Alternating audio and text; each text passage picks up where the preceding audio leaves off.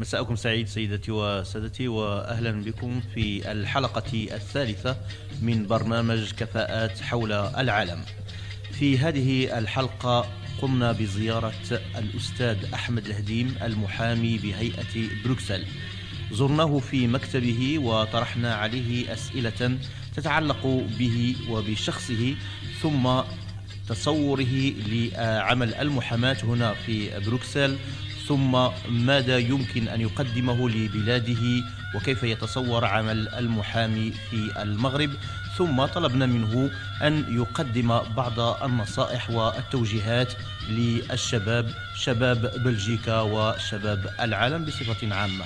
فنتعرف على الأستاذ أحمد الهديم.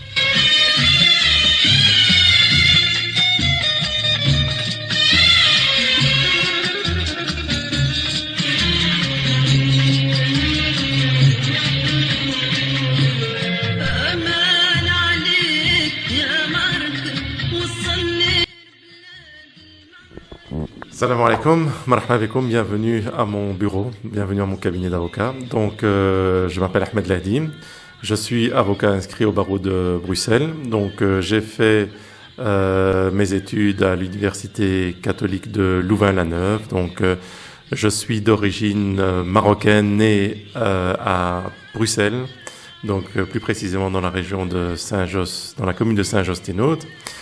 Et voilà, donc mes parents sont originaires de Fès, donc je suis originaire de la région de Fès au Maroc. C'est une ville qui est très très riche au niveau culturel. Il faut absolument que tout un chacun, tout un Marocain en tous les cas, vienne dans la région de Fès visiter un petit peu la richesse culturelle. Et je crois effectivement que lorsqu'on visite la région de Fès, on en sort avec 1000 souvenirs. Et voilà, donc... effectivement, c'est une région qui est sur le plan culturel très très très intéressante. Voilà, donc moi j'ai fait mes études, comme je vous l'indiquais, à l'UCL, donc à l'université catholique de Louvain-la-Neuve. C'est une formation qui m'a beaucoup plu, qui était très centrée sur le caractère humain. Il y avait des discussions qui étaient très très intéressantes, philosophiques et autres avec les professeurs. Et cette université, en tous les cas, que je conseille à tout le monde, puisqu'elle est très ouverte à toutes les cultures, toutes les origines, et on a effectivement on y a une très très bonne formation. Voilà, donc je suis avocat inscrit au barreau de Bruxelles, donc je ne suis plus stagiaire, j'ai fait mon stage il y a quelques longues années maintenant. Et voilà, donc pour la région de Bruxelles-Capitale, effectivement nous avons un barreau, donc on est avocat au barreau de Bruxelles.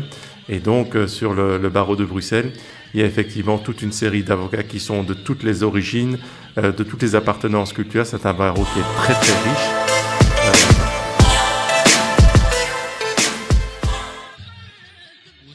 C'est une très très bonne question. Je crois effectivement que lorsqu'on est d'origine marocaine à Bruxelles, en tant qu'avocat, je pense que c'est plutôt un atout.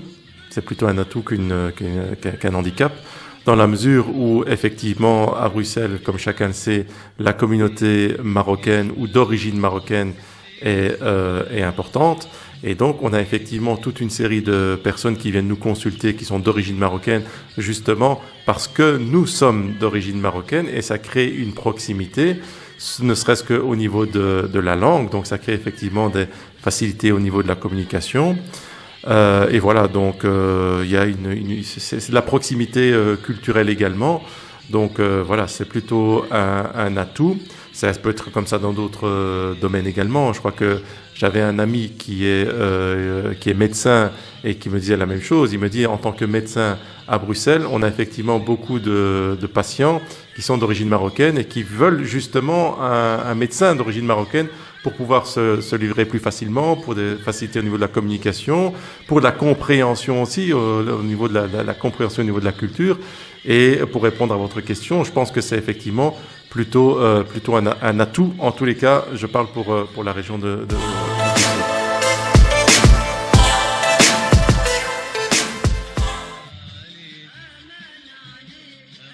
c'est-à-dire que البلاشكا كي واحد المغربيين كل واحد لي كليون كل واحد كي عنده نفس لا مانيير دو فونكسيوني كيخدموا كيختار واحد لافوكا على حسب التجربه ديالو على حسب لا كومبيتونس دونك المحامي اللي كيخدم واحد الدوسيي اللي كيخدم مزيان واحد الدوسيي اللي واحد الملف كيخدمو مزيان داك الساعه لي كليون كيهضروا بعضياتكم كيقولوا سير على المحامي هذا المحامي مزيان ودونك مي بالنسبه en général المحامي عنده واحد لو رابور واحد لو كونتاكت ديالو خاص مع الكليون ou c'est vrai, c'est une réalité, mais c'est une réalité. Les personnes, les Maghrébiens, les Marocains ou les Arabes, qui préfèrent qu'ils يمشيو عند المحامي عربي باش يقدروا يحكي له les affaires ديالو اللي هي aussi importante كاينه في المهنه ديال المحامي كاين le fameux secret professionnel سر ديال المهنه.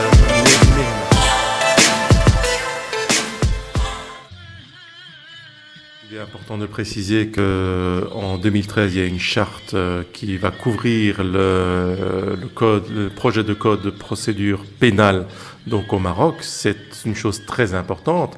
Donc il y a une réforme, un projet de réforme du code de procédure pénale. Et moi, je ne peux qu'encourager, évidemment, je suis très content qu'au niveau du droit, au Maroc, les choses changent, qu'au niveau de la justice, les choses changent. Par exemple, au niveau de la réforme, du projet de réforme du code de procédure pénale, on a des choses qui sont très très intéressantes et très importantes par rapport aux droits de la défense. Et ça, c'est très intéressant pour les avocats, évidemment. On a les peines privatives à la liberté, comme par exemple le bracelet électronique, ou alors les peines, les travaux d'intérêt général au Maroc qui sont envisagés dans ce nouveau code de procédure pénale. On a également les interrogatoires de la police judiciaire qui vont être filmés, donc un enregistrement audiovisuel des interrogatoires par la police judiciaire.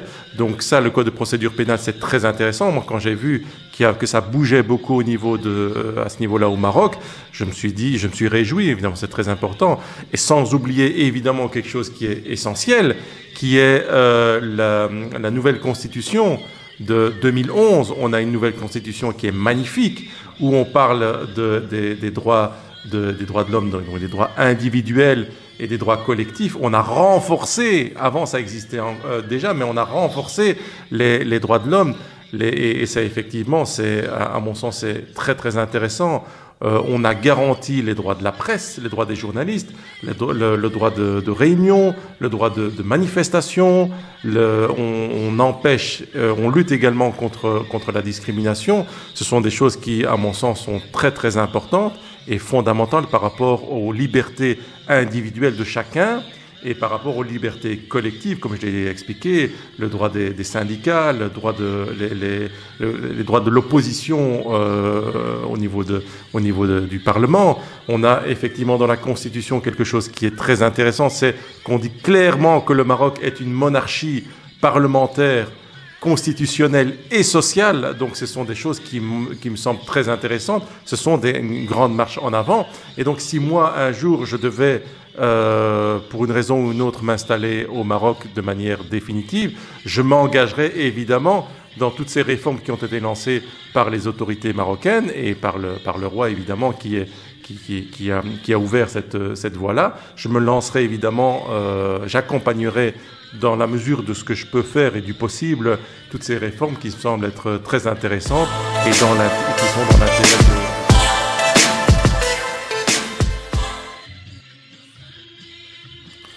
Voilà, donc je crois effectivement que par rapport aux générations futures, ce qu'il faut bien dire, c'est qu'il faut se battre dans la vie, il faut étudier, il faut travailler, et lorsqu'on a un objectif, quel qu'il soit, quel que soit le domaine, lorsqu'on a un objectif à atteindre, si on se bat, on y arrivera. Ça, c'est une chose qui me paraît être évidente en Belgique. Grâce à Dieu, on a la possibilité de faire les études qu'on souhaite, qui sont financées par l'État. On a effectivement d'énormes possibilités.